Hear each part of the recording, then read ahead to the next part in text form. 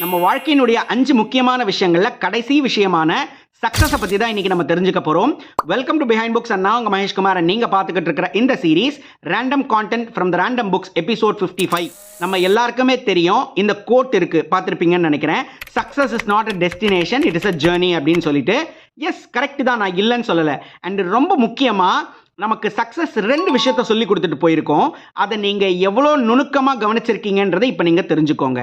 Success கிட்ட இருந்து நாம கற்றுக்க வேண்டிய முதல் விஷயம், சக்ஸஸ் நம்மளுக்கு ஒரு ஞானம் மாதிரி. அதாவது ஒரு விஷயத்தை எப்படி செஞ்சால் வாழ்க்கையில் வெற்றி அடையலாம் அப்படிங்கிறத அது நம்மளுக்கு ஒரு எக்ஸாம்பிளாக காட்டிட்டு போயிருக்கு. நிறைய பேர் பிஸ்னஸ் பண்ணணும்னு ஆசைப்படுவாங்க. அதில் 1000 பேரில் ஒருத்தரால் மட்டும்தான் அந்த பிஸ்னஸை சக்ஸஸ்ஃபுல்லாக கொண்டு வர முடியும். அப்போது அவங்க கிட்ட நீங்கள் போய் கேட்டு பாருங்கள், எப்படிப்பா இந்த பிஸ்னஸை சக்ஸஸ்ஃபுல்லாக கொண்டு வந்தேன்னு கேட்டால் அவங்க அவ்வளோ எக்ஸ்பீரியன்ஸை ஷேர் பண்ணுவாங்க. அவங்க எதை ஷேர் பண்ணுவாங்கன்னா, அவங்க கற்றுக்கிட்ட விஷயங்கள், மீன்ஸ் அந்த ஞானம். இப்போ நான் சொன்னேன் இல்லையா, எக்ஸ்பீரியன்ஸ்.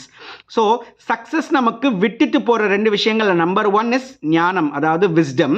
நம்பர் 2, இதுதான் இன்னும் ரொம்ப சூப்பரான விஷயம், சக்ஸஸ் நமக்கு கொடுக்கறது ஒரு இன்விடேஷன். எதற்கான இன்விடேஷன்?